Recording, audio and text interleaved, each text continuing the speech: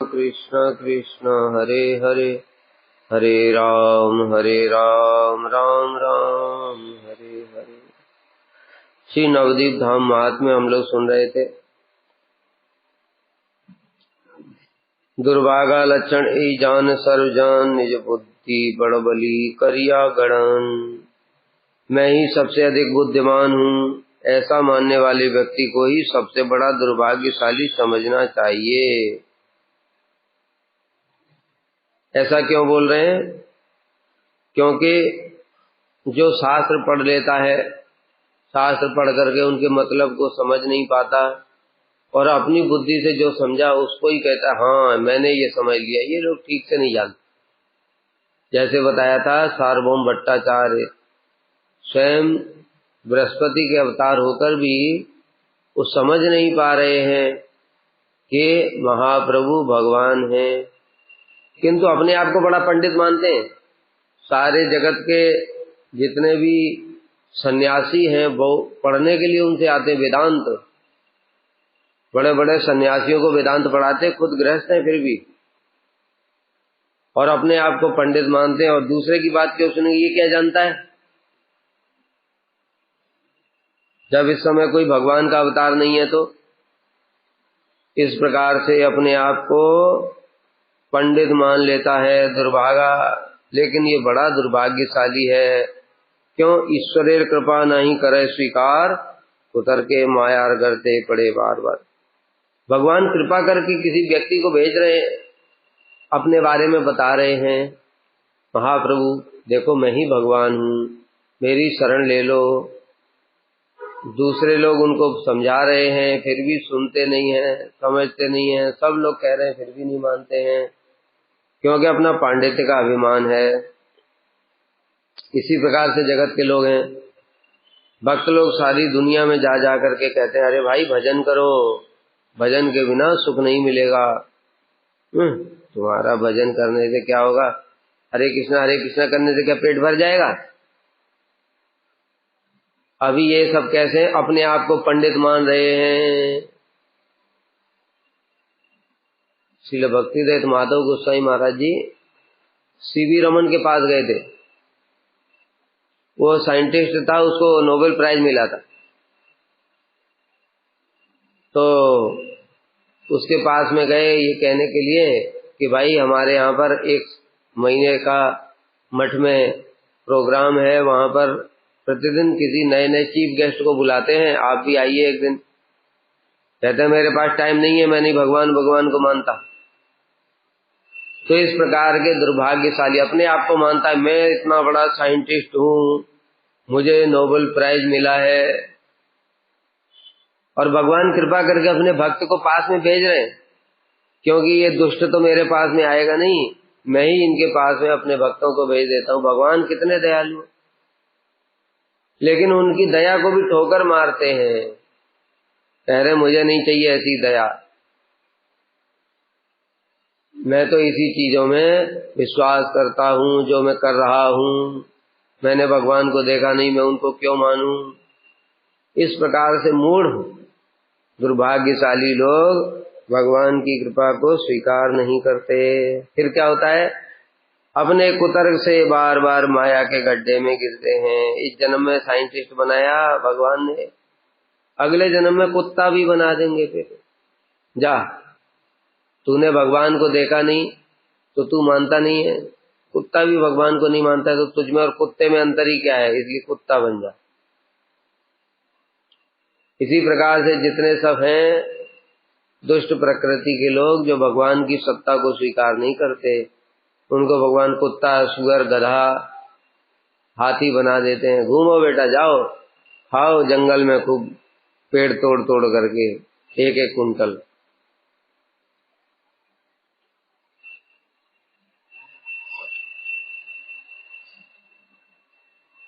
ऐसो ही कलीर जीव छाड़ कुटी नाटी, निर्मल गौरांग प्रेम लह परिपाटी। हे कलयुग के जीवो, आओ कुटी नाटी को छोड़कर निर्मल गौरांग प्रेम की परिपाटी को स्वीकार करो। नित्यानंद प्रभु कितने दयालु हैं कि इन जीवों के प्रति उनकी ऐसी करुणा है कि खुद जा जा करके घर घर में बोल रहे हैं कि अरे भाई ये तो बोली नित्यानंद डाके बार बार। क्या बोल रहे हैं नित्यानंद प्रभु? तुम लोग निर्मल गौरांग प्रेम को स्वीकार कर लो, अर्थात महाप्रभु को विश्वास करो, महाप्रभु ही भगवान है, गौरांग ही भगवान है, वो मेरे प्रभु हैं। इस बात को स्वीकार कर लो और तुम गौर हरि बोलो। हमारे किनियाला बोलो गौर हरि। ये तो बलि नित्यानंद भूमे गड़ जाए, सोनार पर्वत दिन दूल्हा तुम। ऐसे कहकर के जो नित्यानंद प्रभु घर घर में जा रहे हैं, घर घर में जाकर के और कह रहे हैं भाई तुम एक बार गौर हरि बोलो और मुझे खरीद लो। इस प्रकार से तुम गौर हरि बोलोगे तो मैं तुम्हारे हाथों बिक जाऊंगा। इतना सब करने पर भी जो कलयुग का जीव है वो कुटी नाटी नहीं छोड़ता। कुटी नाटी मतलब भक्ति विरोधी विचार। अरे कौन भगवान? कोई भगवान नहीं है, इस प्रकार से बोलता है। और अभक्तिपूर्ण नास्तिक विचार, बौद्धवाद, शून्यवाद, मायावाद, ये सब विचारों में ही डूबा रहता है, फिर भी नित्यानंद प्रभु की बात को सुनता नहीं है। ऐसे तब वो तो दुर्भागा जन ना करे स्वीकार। नित्यानंद प्रभु ऐसे बार बार कहे हैं, अये भ्रात अये तेष्टम रे भ्राता कुरु हरि हरि ध्वानम निशम ततो वह संसारम बुद्धि तरण दायो मई लगे इदम बाहु स्फोटई रटते रटयन यह प्रतिगृहम भज नित्यानंदम भजन तरुत। इदम बाहु स्फोटई, दोनों हाथों को उठा करके घर घर में जा करके नित्यानंद प्रभु कह रहे हैं, अरे भाई हरि हरि बोलो, गौर हरि बोलो, गौर हरि बोलो। ततो वह संसाराम्बुधि, तुम्हारा संसार सागर से पार करने का दायित्व तो मेरा है। मैं तुमको वचन दे रहा हूँ, मैं तुम्हारी गारंटी लेता हूँ। कोई गारंटी ले सकता है जगत में? साइंटिस्ट हमको भवसागर पार करा सकते हैं? इस जगत का जो सबसे बड़े आइंस्टीन और न्यूटन और जितने जितने बड़े साइंटिस्ट हैं उनको पूछो, क्या तुम हमारे जन्म मृत्यु के चक्कर को काट सकते हो? अपना ही नहीं काट पा रहे हो, हमारा क्या काटेंगे? इसलिए ऐसा कोई गारंटी नहीं दे सकता, क्योंकि सब के सब इस 84 लाख योनियों के चक्कर में पिस रहे हैं शक्ति में। कौन गारंटी दे सकता है? जो इस 84 लाख योनियों से बाहर है, जो बाहर से आया है वो गारंटी दे सकता है। बाहर से कौन आता है? भगवान के धाम से आते हैं। उनको माया पकड़ नहीं सकती है, माया से ऊपर है वो, इसलिए वो लोग गारंटी दे सकते हैं, क्योंकि वो खुद माया में फंसे हुए नहीं है। जैसे हम लोग सुनते हैं ना व्यास जी गारंटी दे रहे सुखदेव को, सुखदेव तुम बाहर आ जाओ बेटा, मैं तुम्हें गारंटी देता हूं माया से रक्षा करूंगा। सुखदेव बोले तुम क्या माया से रक्षा करोगे, तुम तो खुद माया में पड़े हुए हो। ऐसा क्यों बोला? क्योंकि उनको चिंता है मेरी पत्नी के कष्ट हो रहा है, इसके घर में है, यही तो माया है। तो इस प्रकार से शिक्षा दे रहे हैं। व्यास जी तो कोई साधारण नहीं है, किंतु फिर भी शिक्षा दे रहे हैं कि देखो कोई भी पिता गारंटी नहीं दे सकता अपने पुत्र को कि मैं तुम्हारी माया से रक्षा करूंगा। एकमात्र भगवान और उनके भक्त लोग गारंटी दे सकते हैं। इसलिए स्वामी महाराज जी उन्होंने कहा, हमारे गुरु जी ने कहा, तुम सिंसियर हो जाओ, तुम्हारा भजन मैं करूंगा, मैं गारंटी लेता हूं। तुम नरक में भी जाओगे तो तुम्हारा वहां से हम उद्धार कर देंगे।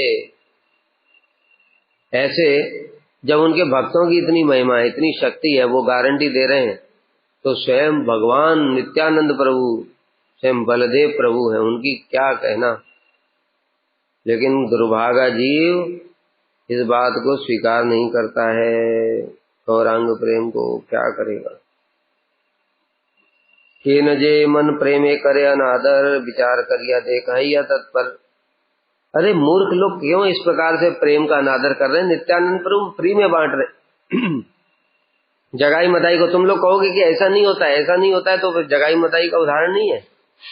नित्यानंद प्रभु खुद जाकर के उनको प्रेम देना चाहते, ले रहे हो। उनके लिए प्रेम का कोई महत्व नहीं है, शराब का महत्व है। कि जगत में भी ऐसा ही है। साधु लोग जाकर के घर घर में जाते हैं, उनको हरि कथा सुनाते, कहते टाइम नहीं है हमारे पास। 24 घंटे में क्या करते हो भाई तुम, टाइम नहीं है हरि कथा सुनने के लिए? अगर टीवी देख रहे हैं उसमें सारे दिन न्यूज में चलता रहेगा, वो पार्लियामेंट में जो आता है ना, कांग्रेस और बीजेपी में लड़ाई चल रही है, वो इधर से बोल रहा है, वो उधर से बोल रहा है, फिर कुछ और बोल रहा है, चारों तरफ से गाली, वाह ये बढ़िया पॉइंट बोला, वो बढ़िया पॉइंट बोला, ऐसे करके वो 4 लोगों को और बताएगा। फिर वो जब जाते ना, बाहर निकलते हैं अपने बुड्ढे, ये देख देख करके जाते हैं, फिर जब बुड्ढे सब इकट्ठे हो जाते हैं, फिर उसमें आपस में उनमें फिर वही तू में गाली गलौज चलता है। फिर वही वो बीजेपी और कांग्रेस का सुन के आया, जो बुड्ढा कुछ बीजेपी की तरफ के हैं, कुछ बुड्ढे एकादशी कांग्रेस की तरफ के हैं, और दोनों में फिर चल रही है धनाधन, फिर चल रही है। वो सुन सुन करके आता, फिर जाता है, फिर सुनता है, फिर ऐसे गाली गलौज चलती है। और हरि कथा जाओ यहां से, कहां से आगे उनको उसी जो गाली गलौज चल रही है, झगड़ा चल रहा है, उसी में ही आनंद आ रहा है। जिसको विष्ठा में ही आनंद आ रहा है, उसको कृष्ण प्रेम में आनंद कैसे आए?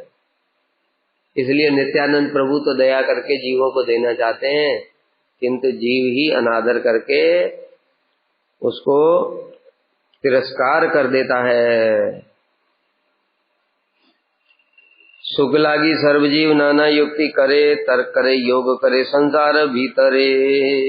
अच्छा एक बात बताओ, अब ये जो बुढ़ा मरने वाला है, 80-80 साल के बुढ़े हमने देखा है पार्क में इकट्ठे हो जाते हैं। हम जाते हैं नोएडा में हरि नाम करने के लिए, सोचते हैं थोड़ा सवेरे पार्क में फ्रेश हवा मिलेगी, तो इसलिए हम चले जाते हैं। वहां पर देखा बुढ़े बैठे हुए हैं, और इकट्ठे हो गए 5-7 बुढ़े 80-80 साल के।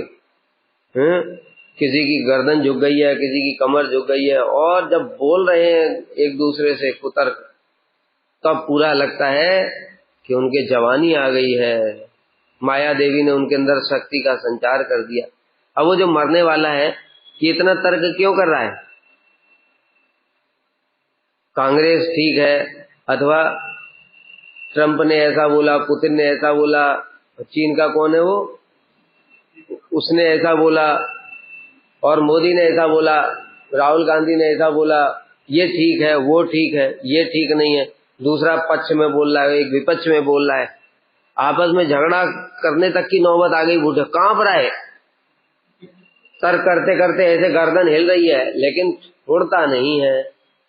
ऐसा क्यों कर रहा है? ऐसा क्यों कर रहा है? दुखी होने के लिए? बीपी हाई हो गया है, तब भी छोड़ेगा नहीं उसको। क्यों कर रहा है ऐसा तर्क? वो दुख के लिए कर रहा है, मेरा बीपी हाई हो जाए उसके लिए कोई कर रहा है?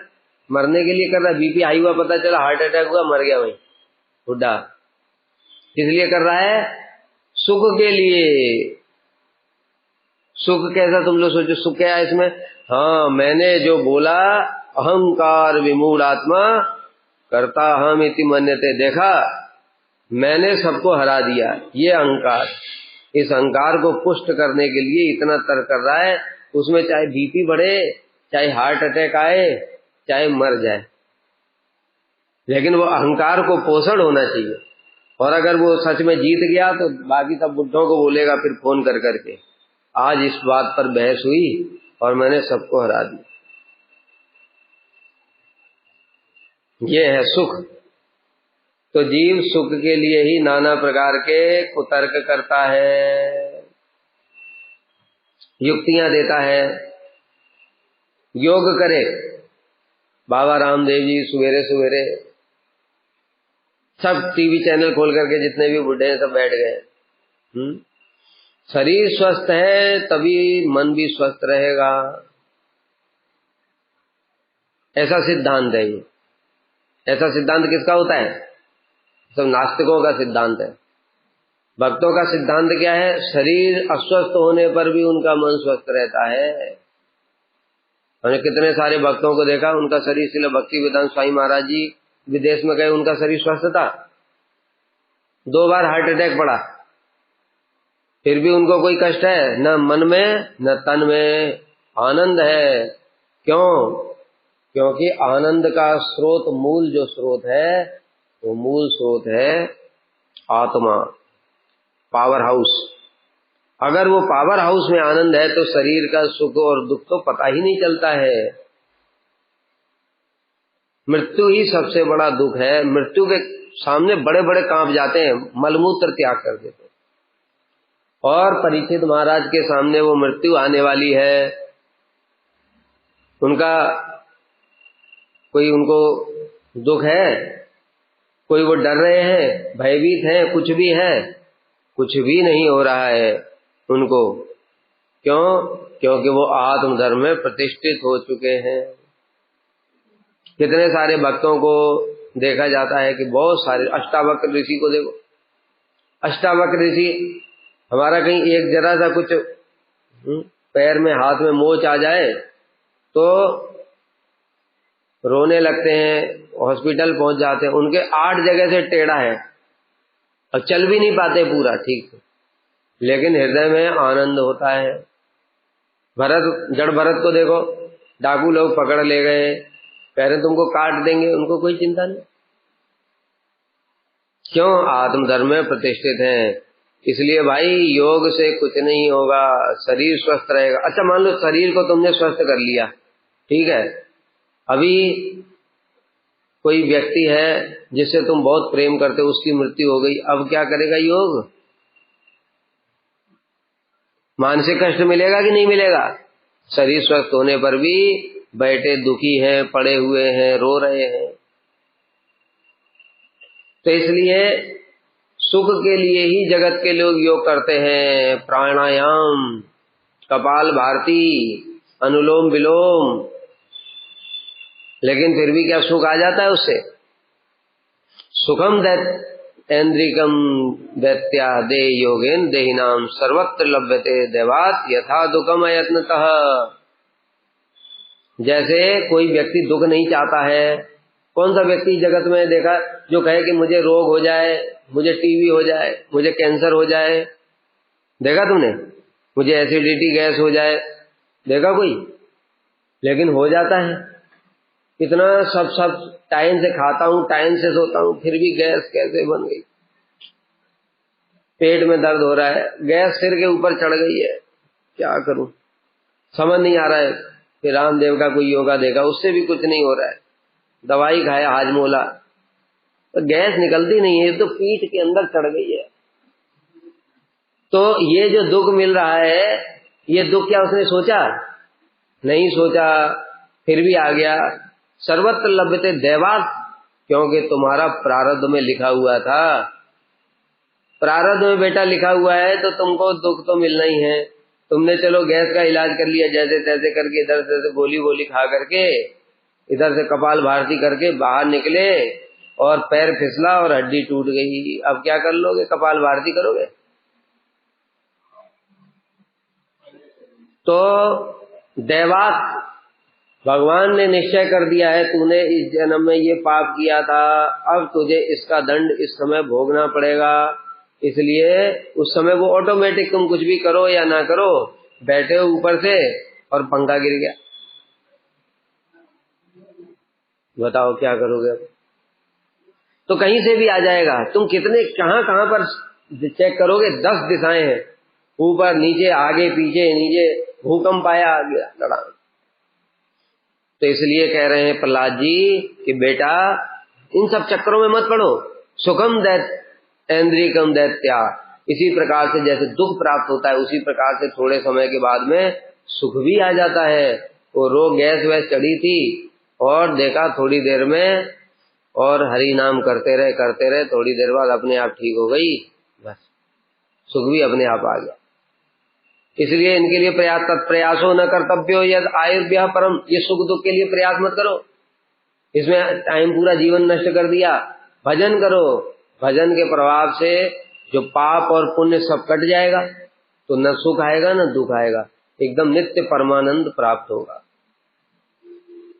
ठीक है, इसलिए सुख के लिए ही योग करता है जगत में, सुख के लिए ही तर्क करता है। सुख लागी संसार छाड़िया बने जाए, सुख लागी युद्ध करे राजाए राजाए। सुख के लिए ही तो संसार छोड़ करके वन में जाता है।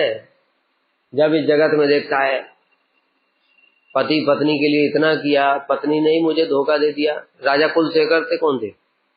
एक राजा था, कौन? वो राजा था, वो राज्य में चोरी हुई थी, कुलशेखर की कथा है, पता नहीं। तो उन्होंने देखा कि राज्य में किसने चोरी किया, तो उसने वो मंत्रविदों को बुलाया और एक कांच के उसमें सांप रख दिए और उन्होंने कहा इसमें सबको हाथ डालो, जो क्या कहते हैं जिसने चोरी करी है सांप उसको ही डसेगा। मंत्र के द्वारा उनको सांपों को वशीभूत कर लिया। अब तो भाई सबने हाथ डाला, जिन जिन पे शक था, किसी को डसा नहीं।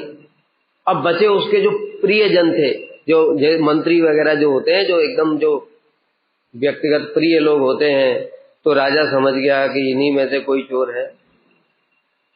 अब उसको इतना दुख हुआ कि अरे इन मूर्खों के लिए ही तो मैं सब कुछ कर रहा हूं, यही चोरी कर रहे हैं। इसलिए उसको वैराग्य हो गया, उसने उनको ही सब राज्य दे करके वन में चला गया। अब ये वन में क्यों गया? दुख के लिए गया, सुख के लिए। पहले सुख ढूंढ रहा था अपने लोगों में, इनके लिए मैं करूं, इनके लिए करूं, पति पुत्री पुत्र परिवार इनके लिए करूं। देखा पत्नी ने भी धोखा दे दिया, बेटे ने बुढ़ापे में घर से निकाल दिया। अब जो है वो देखा उसने इस जगत संसार में सुख नहीं, वन में चला जाऊंगा। तो वन में क्यों गया? सुख के लिए गया। दुख के लिए कोई वन में नहीं जाता है, ठीक है।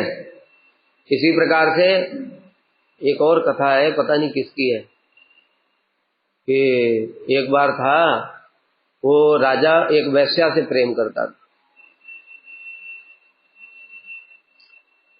वैश्या से प्रेम करता था, तो वैश्या को उसने एक कोई हार दिया। वैश्या सेनापति से प्रेम करती थी, उसने वो हार सेनापति को दे दिया। सेनापति से रानी प्रेम करती थी, वो हार उसने रानी को दे दिया। जब उसने वो देखा हार रानी के पास में कहां से आया, ये तो मैंने वैश्या को दिया था, तो उन्हें पता लगाया कि सेनापति को दिया, सेनापति ने रानी को दिया। तब उसका वैराग्य हो गया कि ये बताओ, मैं अपनी पत्नी के लिए इतना प्रेम करता हूं, ये तो किसी और से परपुरुष से प्रेम करती है। तो वैराग्य हो गया, राज्य को छोड़ करके चला गया। अब ये राज्य को छोड़ा किस लिए?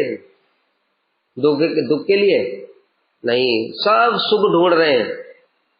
एक शादी किया किसी ने, शादी के बाद में पहले चंद्रमुखी जो थी वो शादी के बाद में सूर्यमुखी हुई, फिर कुछ दिनों के बाद ज्वालामुखी हो गई, केस कर दिया उत्पीड़न का, दहेज का, ये वो। अभी क्या करेगा बेचारा, तलाक दे दिया। तलाक देने के बाद भी पत्नी ने छोड़ा, बेटा 50,000 रुपया महीना देना पड़ेगा, कोर्ट ने ऑर्डर पास कर दिया। अब भैया 50,000, 1 लाख रुपया कमाता है, 50,000 पहली वाली पत्नी ले जाती। इतना कष्ट सहन किया। कुछ दिनों के बाद फिर दूसरी चंद्रमुखी मिल गई। अब ये दूसरी से प्रेम क्यों कर रहा है? पहली से तो जला, फिर भी क्यों प्रेम कर रहा है? सुख के लिए। तो इस प्रकार से आदमी जगत में सुख ही ढूंढ रहा है, किंतु सुख है ही नहीं। दुखालयम अशाश्वतम, ये जगत भगवान ने दुखों के लिए ही बनाया था, और तुम गलत जगह पर आकर के सुख ढूंढ रहे हो। अब सुख कहां से मिल जाएगा? इसलिए भाई भगवान ने जो सुख के लिए बनाया वहां पे सुख ढूंढो ना, वहां ढूंढने की जरूरत ही नहीं, वहां जाते ही सुखी हो जाता आदमी भगवान के धाम में। यद गत्वा न निवर्तन्ते तद्धाम परम। देखो यहाँ सुख हो भी कैसे सकता है? तुम अपने जितने सुख के उपाय हैं उन पर विचार करके देखो। अरे मूर्खो, टेबल पर रख करके देखो सबको। जो जगत के लोग अपने आप को पंडित बनते हैं, कोई बड़ा साइंटिस्ट है, कोई बड़ा इंजीनियर है, कोई बड़ा डॉक्टर है, कोई बड़ा शास्त्र ज्ञाता है, उन सबको पूछो, मूर्खो तुम लोग बैठो एक जगह और बैठ करके विचार करो, सुख तुम्हें मिलेगा कैसे? सुख चाहिए किसके लिए? शरीर के लिए चाहिए ना तुम्हें। ये शरीर भगवान ने तुमको ऐसा दिया जिसमें रोग है, इसमें व्याधि है, 3 प्रकार के ताप हैं, आदि दैविक, आदि भौतिक, आध्यात्मिक। फिर ये बूढ़ा होगा, बूढ़ा होकर के फिर मरेगा भी, तो तुझे सुख मिलेगा कहाँ से? ये शरीर तुझको सुख कैसे देगा? कितने दिन तक देगा? अभी तो डाइजेशन सिस्टम बढ़िया है, चकाचक, 20-25 साल की उम्र है, आइसक्रीम खाऊंगा, रसगुल्ला खाऊंगा, रबड़ी खाऊंगा, कोल्ड ड्रिंक पीऊंगा, सब खाऊंगा। और वही जब फिर 70 साल का हो जाता है तब नहीं नहीं, मिर्च क्यों डाल दिया, तेल क्यों डाल दिया, बॉयल करके लाओ ना। अब बॉयल वाला ही सुख दे रहा है। अभी जो बॉयल वाले को देखता भी नहीं था कभी जिंदगी में, फेंक देता था दूर से ही उठा करके, हट मैं क्या बुढ़ा हो गया हूं क्या? अब वही बॉयल वाला ही मांग रहा है, वही चीज दुख दे रही है। अभी बॉयल वाला भी खाएगा बेटा, कितने दिन तक खाएगा? फिर जब दांत भी खत्म हो गए, अब क्या है, अब उनको पीस पीस करके दूध में डुबा करके घोल करके 1 घंटा पहले घोल देगा तो पिएगा खाली। अभी क्या करेगा? सुख दुख दे रहा है कि नहीं शरीर? चलो फिर तुम सोचो, कोई वस्तु सुख देगी, व्यक्ति सुख देगा तो वो भी मरेगा। वस्तु सुख देगी, कौन सी वस्तु तुम इस जगत में प्राप्त कर लोगे जो नित्य है? मोबाइल खरीद लोगे तुम, ये मोबाइल तुम्हारी जिंदगी भर साथ देगा? चलते चलते एकदम से देखा कि लाल स्क्रीन आ गई बीच में नीली, क्या डॉक्टर के पास ले गया, कहता इसका डिस्प्ले गया, 10,000 रुपया लगेगा। अरे यार 10,000 का नुकसान हो गया। तो ये दुख दिया कि नहीं? इसने गिर गया पानी में, खत्म, पूरा ही खत्म हो गया, 50,000 का नुकसान हो गया। ऐसे करके जगत में कुछ भी चीज बता दो जो कि नित्य हो, सुख देने वाली हो। हीरा है, मान लो किसी के पास हीरा है, कोहिनूर हीरा, अरे कोहिनूर हीरा इतना बड़ा देख देख करके तुझे क्या सुख मिला? चाटेगा क्या उसको? खाएगा, करेगा क्या? अरे वो टेंशन है, कितने गुंडे, कितने चोर वो तुमको लगे हुए हैं, कब मौका मिले रेकी कर रहे हैं तुम्हारी घर की, कहाँ जाता है, कहाँ आता है, कैसे है और कहाँ पर रखा हुआ है। और बस रात में आया, तुम सो रहे थे और उसने गले में छुरा, तुम तो उसको देखते देखते जीवन बिता दिया, कुछ तो कर नहीं पाए उसका। न तुम उससे तो अच्छा हम कहते हैं क्रिकेट की बॉल है, कम से कम उससे खेल करके आनंद तो होता है। उससे तो कुछ कर भी नहीं सकते, खेल भी नहीं सकते, खाली देख करके ही सुखी हो रहे, मूर्ख कहीं का। उसका देख करके उसको, जैसे तुम उसको हीरे को देख करके सुखी हो रहे हो, हम दीवार को देखकर ही सुखी हो जाते। तुम्हें हमारे सुख में अंतर क्या है? बताओ क्या अंतर है? कोई अंतर नहीं है। तो इसलिए भाई संसार का छोड़ करके जीव वन को भी सुख प्राप्त करने के लिए जाता, किंतु सुख नहीं मिलता है। और राजा लोग, इतना बढ़िया राज्य है, इतना बढ़िया, वो पुतिन है, वो यूक्रेन के ऊपर बिना बात के चढ़ाई करे जा रहे, 3 साल से लड़ रहे, अपने भी लाखों सैनिक मर गए, उसके भी मर रहे हैं। क्यों कर रहा है बताओ? अरे उसका रूस क्या कोई छोटा है क्या? उसके पास कोई पैसे की कमी थी क्या? था क्या परेशानी थी? दिखाना है। हमको छोड़ करके दूसरी पार्टी में मिला कैसे? तो नाटो में मिलना चाहता था। ऐसे ही राजा लोग, हमारी बात क्यों नहीं सुना, आक्रमण करो, मेरा राज्य इतना छोटा कैसे है, बड़ा होना चाहिए, आक्रमण करो। तो राजा लोग एक दूसरे पर, अरे राजा है तू, तेरे को खाने पीने रहने के लिए सब व्यवस्था है, दिन रात नौकर चाकर लगे हुए हैं, जितने चाहे उतने विवाह कर लेते, रानियां भी हैं, संतानें, सब कुछ है, फिर भी सुखी नहीं है। क्यों? राज्य छोटा क्यों है? चाइना को देखो, सब पर सारा मेरे अंदर, ये ताइवान मेरा है, सब मेरा है। भैया तुम्हारा क्या है? जब मर जाओगे तुम तो तुम कहां पे जाओगे? तुम्हारा क्या पता नहीं है, तुम्हारा क्या है? कोई कुछ भी किसी का नहीं है। कुरुक्षेत्र का युद्ध हुआ, करोड़ों लोग मारे गए, वो कहते थे ये मेरा है, वो कहते थे ये मेरा, किसी का नहीं। वो जमीन तो वहीं पड़ी है, बाकी कोई बचा नहीं, कौन कहां गया कुछ पता नहीं है कि नहीं? तो इसलिए जगत में क्या मेरा है? अरे ये शरीर ही तेरा नहीं है। अगर ये शरीर तेरा है तो इसको मरने के बाद क्यों जला दिया? फिर जला दिया तो ऐसा संतान लोग कुछ भी नहीं छोड़ते, राख है, राख को भी उठा करके गंगा जी फेंक करके आओ, हड्डियां बची हैं, ये थोड़ी 2-4 हड्डियां, इनको भी गंगा जी में फेंको, कुछ दिखना नहीं चाहिए, बिल्कुल सब छोड़ दो। क्या तेरा है बताओ? वही जो बोलता था अहंकार में, मैंने ये कर लिया, मैंने वो कर लिया, मैंने इतना कमाया, मैंने विश्व को जीत लिया, सिकंदर, और जला करके राख, ये देखो सिकंदर है, ये थोड़ा सा राख तुम्हारे सामने ला करके रख देंगे ढेर, कहते यही सिकंदर है, देखो यही कहता था मैंने जीत लिया, अब क्या हो गया? इसलिए भाई ये सब छोड़ो, सुख लागी युद्ध करे राजाए राजाए। ये अकबर, ये औरंगजेब, और कौन था, सम्राट अशोक, ये कलिंग का युद्ध हुआ ना, कितने लोग मारे गए, पूरा रक्त की नदी बह गई थी, इतना युद्ध हुआ था इसमें। तो ये सब किस लिए हुआ? सुख के लिए। फिर सुख मिला, जब सुख नहीं मिला उसमें दुख मिला, तो फिर अशोक ने बौद्ध धर्म स्वीकार कर लिया। क्या है, वन में भी क्यों जाता है? सुख के लिए। शास्त्र में सब बात लिखी, कितनी परफेक्ट। सुख लागी कामिनी कनक पाछे धाय, सुख लागी शिल्पार विज्ञान चलाए। सुख के लिए स्त्री के पीछे जाता है।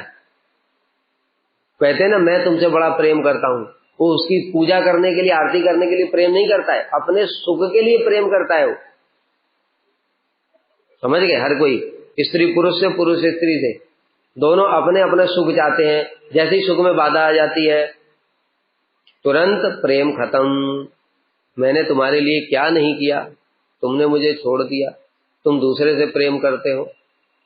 और फिर उसके बाद में जहर दे देते हैं, कोई काट करके पीस कर देता है, कोई दूसरे लड़की दूसरे से प्रेम करने लगी, उसके साथ मिलकर के पहले वाले को मरवा दिया, मार करके नाले में डाल दिया। ये सब क्या है? ये प्रेम है? नहीं तो कुछ दिन पहले तो बड़ा बड़ा प्रेम दिखा रहे थे, अब कहां चला गया प्रेम? कहां चला गया? जगत में प्रेम नाम की कोई वस्तु नहीं है, जगत में स्वार्थ है। जब तक स्वार्थ चलता रहता है जगत के, ये तो सामने आंखों से दिखता नहीं है लोगों को, तब भी समझते नहीं है शास्त्र की बात। तो अपने पुत्र परिवार सबके लिए करते रहो, जिस दिन करना कुछ बंद कर दो उसी दिन, अब हमको ये नहीं देते हैं, उसको देते हैं। वो सारी जिंदगी तुमको दिया, वो कहां गया? उससे कोई मतलब नहीं है, सारी जिंदगी हमको दो, तब हम प्रेम करेंगे। तो भैया ऐसा कोई प्रेम है? ये तो स्वार्थ है। पिता जो है, पिता ने पाला पोसा बड़ा किया, जिंदगी भर अपने मतलब माँ बाप अपना पेट काट काट करके संतान को, हमने देखा है ये सब बातें भाई। माँ बाप गरीब हैं, कैसे खुद भूखे रह करके बच्चों के लिए किताबें खरीद करके लाते, कैसे कैसे पढ़ाते, फीस देते, कैसे कैसे उधार लेकर के अपना सोना चांदी गिरवी जेवर रख करके उधार लेते, बच्चा बड़ा हो गया, ये हो गया वो हो गया। फिर उसके बाद में जब विवाह इत्यादि हो गया, नौकरी भी बढ़िया लग गई, माता पिता की कोई चिंता नहीं, मर गए बेचारे, कोई चिंता नहीं, वो बीमारी में ही मर गए। और जो अमीर है उनको तो पैसे की कोई कमी नहीं थी, लेकिन उन्होंने भी पाला पोसा बड़ा किया। उसके बाद में उसके 3 संतानें थी, एक के प्रति ज्यादा प्रेम था। पिता ने बोला इसको दूंगा मैं संपत्ति, इसको दूंगा 60% तुम लोगों को, बाकी 40%, 20-20 तुमको दूंगा। अब वो 20-20 वालों में आपस में विचार हुआ, ये बुढ़ा हमको कम देगा तो क्या किया जाए, करना क्या है, मारो।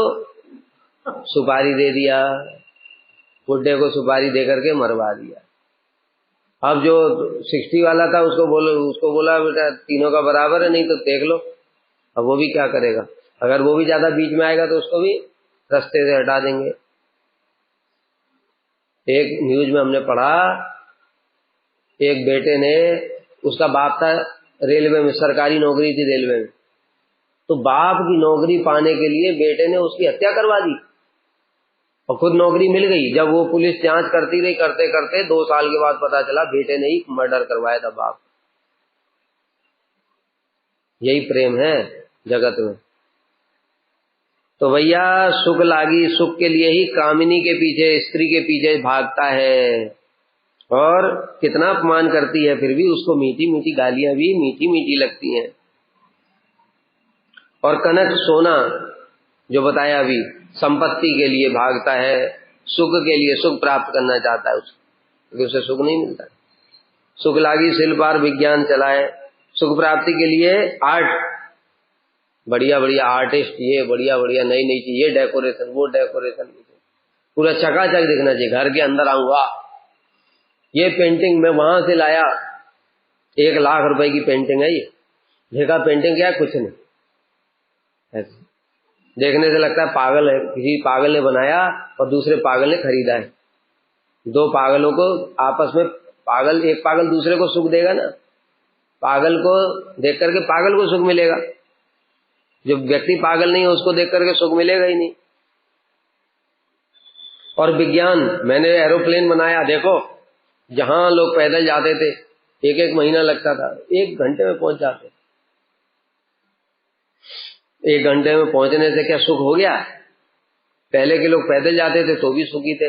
रघुनाथ दास गोस्वामी 12 दिन में चल करके नवद्वीप से और पुरी आए, तब भी सुखी थे। सुख लागी सुख छाड़े, क्लेश शिक्षा करे, सुख लागी अर्णव मध्य ते डूबे मरे। और फिर सुख ढूंढते ढूंढते ढूंढते ढूंढते देखा नहीं, कहीं सुख नहीं है। नौकरी करता है, वहां पर मैनेजर टॉर्चर करता है, घर में आता है तो पत्नी टॉर्चर करती है, बच्चे भी बात नहीं सुनते हैं। अंत में क्या करता है वो, फेसबुक पे लाइव कर देता है, देखो भाइयों मेरी स्थिति देखो, मैं सुसाइड कर रहा हूं, उसके लिए मेरी पत्नी जिम्मेदार है। और पत्नी सुसाइड कर रही है, वो भी, मैं सुसाइड कर रही हूं, मेरा पति जिम्मेदार है, इसका दूसरे स्त्री के साथ में संबंध है। सुख ढूंढते ढूंढते कहीं सुख नहीं मिला तो अंत में फिर सोचता है कि मैं फांसी लगा लूंगा, उससे सुख मिल जाएगा। अरे भैया, फांसी लगाने के बाद में और दुख मिलता है। जो सुसाइड करता है, क्योंकि उसने शरीर की कीमत नहीं समझी ना, भगवान ने शरीर दिया था, शरीर की कीमत नहीं समझी, अब उसको दंड मिलेगा, बिना शरीर के तुमको भटकना पड़ेगा भूत बन करके आत्मा। अब वो भूत बन गया, अब वो जो पहले जो कष्ट भोग रहा था उसका 6 गुना ज्यादा कष्ट भोगना पड़ेगा, दंड मिलेगा। अब उसको भूख लगेगी, प्यास लगेगी, किंतु शरीर नहीं है, खा नहीं सकता है, पी नहीं सकता है। अब दूसरा का शरीर ढूंढेगा, किसमें घुसूं किसमें घुसूं। सुख के लिए ही सब कर रहा था, किंतु मिला तो दुख ही। इतने सारे दुखों से निवारण के लिए फांसी लगाया, समुद्र में डूबा, पहाड़ से कूदा, लेकिन और दुख मिल गया। अब क्या करेगा? इसलिए कह रहे हैं सुख लागी अर्णव, अर्णव माने सागर, सागर में डूब जाता है, नदी में छलांग मार देता है, जहर खा लेता है, किंतु फिर भी वहां पर भी दुख ही मिलता है। फिर भूत बन करके घूमता है, फिर किसी के शरीर में चला गया, फिर पिटाई करता है जब तांत्रिक, तब कहता है मुझे मत मारो, मैं ये था, मैं वो था, मैंने इसलिए सुसाइड किया, ये किया वो किया। इसलिए जगत में सुख ढूंढते ढूंढते अंतिम में यही सोचता है, और वहां पर भी सुख नहीं मिला। अब कहां जाएगा? अब फिर कहता मुझे शरीर दे दो, मेरा मुक्ति करो, मेरा उद्धार कर दो। अब रो रहा है, तो जब शरीर दिया था तो उसकी कीमत नहीं समझी, अब शरीर ले लिया तो भी रो रहा है, शरीर दिया था तो भी रो रहा है। देखो सब जगह रो रहा है कि नहीं? क्यों रो रहा है? क्योंकि इस जगत में सुख नहीं है, सुख भगवान के धाम में। वहां देखो शरीर मिलता है, वो कभी नष्ट नहीं होता, न उसमें रोग होता है, न बुढ़ापा होता है, न मरता है। चिन्मय शरीर, भगवान के जैसा नित्य शरीर होता है। वहां पर सारी वस्तुएं नित्य हैं। तुमको किसी से कोई चीज वस्तु अच्छी लगती है, वहां पर मान लो तुमको अपना घर प्रिय है या गाय प्रिय है, वो गाय सब समय मरेगी नहीं, ऐसी रहेगी, उससे प्रेम करोगे तो तुम सुख मिलेगा। वहां कृष्ण है, कृष्ण से प्रेम करोगे तो कृष्ण कभी मरते नहीं है, न कभी बूढ़े होते हैं, न कभी रोग व्याधि होता है, उनसे प्रेम करोगे तो सब समय सुख मिलेगा। तो इसलिए भाई भजन करो और भगवान के धाम चले जाओ, वहां तुम्हें नित्य सुख मिलेगा। यहाँ दुखों की जगह पे तुम क्यों सुख ढूंढ रहे हो? कोई व्यक्ति है सांप के बिल में जाकर के हाथ दे करके कह रहा है मुझे सुख चाहिए, या बिच्छू को हाथ में लेकर के कह रहा है मुझे सुख चाहिए, तो उससे बड़ा मूर्ख कौन होगा? अरे बिच्छू तो तुमको डंगी मारेगा ना, सांप तुमको डसेगा। इसी प्रकार से ये जगत दुखों का घर है, ये सांप बिच्छू ही तो है चारों ओर, तो तुमको सुख कहां से मिल जाएगा? और देखो मृत्यु कैसे कहीं भी आ जाती है। अभी जो बताया था दुखम सुखम इंद्रिय, दैवात दुखम अयत्न, दुख प्राप्त करने की जरूरत नहीं पड़ती। दिल्ली में भी कुछ दिन पहले क्या हुआ पता है? दिल्ली में स्टूडेंट लोग कोचिंग पढ़ रहे थे, अचानक से वो कहाँ का पानी सीवर का था, कहाँ का, बरसात के समय में वो पानी बेसमेंट में भर गया और भरते भरते कितने पढ़ते पढ़ते ही मर गए, निकल ही नहीं पाए बाहर, इतनी तेजी से पानी भर। तुम क्या कर लोगे? इसलिए दुख तो कहीं भी आ जाएगा, तुम कहीं भी पहुंच जाओ, पहाड़ में पहुंच जाओ वहां आ जाएगा, हिमालय में पहुंच जाओ वहां आ जाएगा, गुफा में पहुंच जाओ वहां पर भी सांप बैठ जाएगा आकर के, बिच्छू आगे डंक मार देगा पीछे से। फिर इसलिए जगत में सुख नहीं है। वहां जैसे भगवान के धाम चले जाओ, वहां पर तुमको सुख ही सुख मिलेगा, वहां दुख नहीं है। वो लोग जानते ही नहीं दुख किसको कहते, भगवान के धाम में। तो नित्यानंद प्रभु सुख का उपाय बता रहे हैं। बेटा नित्यानंद बोले डाकी दुहात तुलिया, ऐसो जीव कर्म ज्ञान संकट चाड़िया। नित्यानंद प्रभु दोनों हाथ उठा करके कह रहे हैं, अरे जीवो मूर्खो सुन लो, मैं तो तुम्हारे सुख के लिए आया हूं जगत में, इसलिए सुनो, ये कर्म ज्ञान ये संकट को छोड़ दो भाई। ये कर्म के पीछे क्यों पड़े हुए हो तुम? ये करने से सुख नहीं मिलेगा। अगर कर्म करने से सुख मिलता तो तुम बता दो, ये एक्टर जो है इतना इंडस्ट्री में है, वो भी दुखी है, वो भी अंत में कितने ऐसे ही पड़े पड़े मर जाते हैं दुखी हो। उनके इंटरव्यू पढ़ो, कितना दुख है उनको, सब बताते हैं अपना अपना इंटरव्यू में, कैसे कैसे स्ट्रगल किया मतलब क्या, दुख मिला, लेकिन मैं तब भी लड़ता रहा तो मैं थोड़ा पॉपुलर हो गया, फिर बुढ़ापा आया, फिर राजेश खन्ना को देखो अंत में कैसे मरा। वो सुपर स्टार था, मतलब पूछो मत, पहला सुपर स्टार था इंडस्ट्री, ऐसे करके। तो फिर इस प्रकार से होता है, इसलिए कर्म में कोई सुख नहीं। बिजनेसमैन, बड़े बड़े बिजनेसमैन भी, वो भी जब, ये कौन था, माल्या, विजय माल्या, देखो कैसे कैसे पूरा टीम खरीद के रखा था और अभी जान बचा करके भाग गया, चोरों की तरह भागा, पुलिस ढूंढ रही है उसको, है। तो इस प्रकार से कर्म करने से देखो, फिल्म इंडस्ट्री देख लो, ये देख लो, और यहाँ पर आईटी इंडस्ट्री देख लो, उसमें कितने सुसाइड कर लेते हैं engineer, work pressure, doctor suicide कर लेते हैं। कौन सा कर्म ऐसा है जिसमें कि दुख के कारण सुसाइड नहीं करते लोग छोड़ करके? इसलिए भाई कर्म ज्ञान को छोड़ दो। ज्ञान वाले तो खुद ही सुसाइड, स्पिरिचुअल सुसाइड। सुख लागी चेष्टा तब आमी ताहा दिव तार विनिमयामी किचु न ले। अब भाई नित्यानंद प्रभु ने स्पष्ट बोल दिया कि देखो, अब मैंने तुमको ये बता दिया, जितनी चीजों में तुम सुख ढूंढ रहे हो जगत में, कहीं पर सुख नहीं है।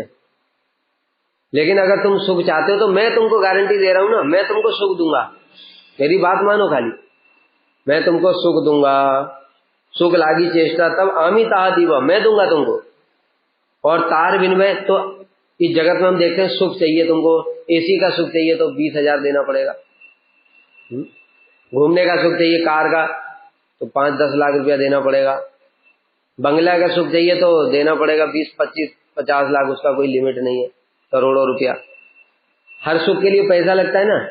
तो तुम नित्यानंद प्रभु से पूछो, प्रभु तो हम बदले में आपको क्या दें, फ्री में तो सुख मिलता नहीं है।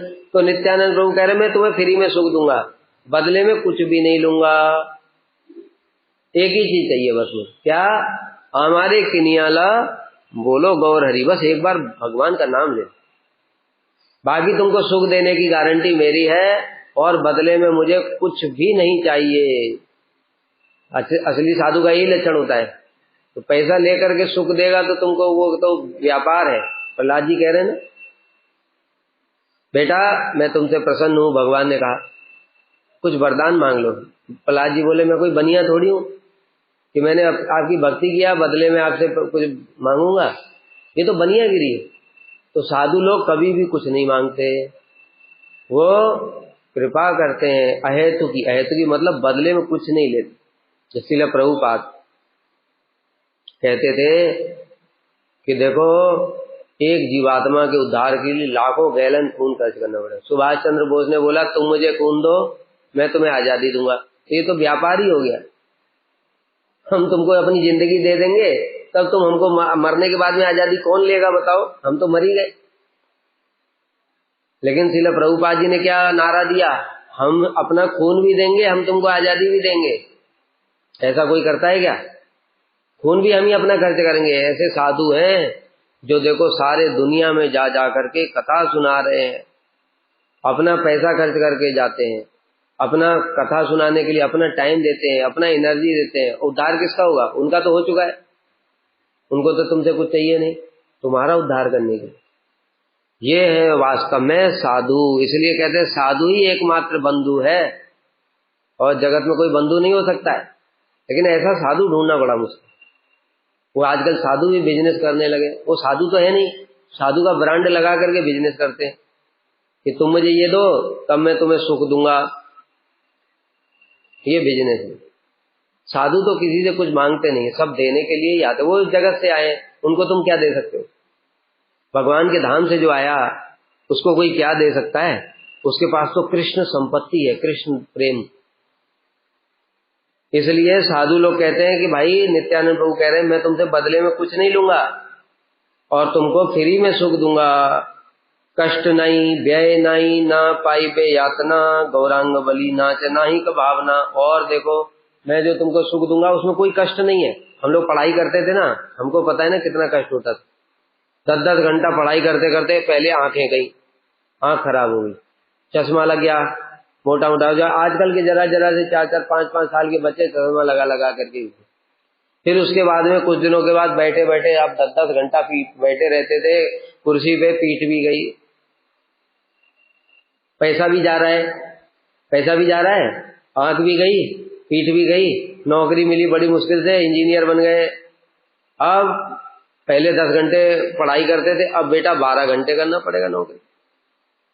पैसा तो देता है वो, लेकिन और कमर भी गई, हाथ अकड़ गए, पेट भी खराब हो गया, बैठे बैठे खाते फिर टहल नहीं पाते, फिर कंप्यूटर पे बैठ गए, सारा शरीर ही चला गया। तो इस प्रकार से कष्ट ही कष्ट है, किसी भी हर चीज में देखो कष्ट है। जो लोग खेल कूद में जाते हैं ना ओलंपिक में, उनको पूछो जरा कितना प्रैक्टिस करते हैं, देखो जरा जाकर के 8-8 घंटे जिम में लगे हुए हैं। कष्ट नहीं है क्या?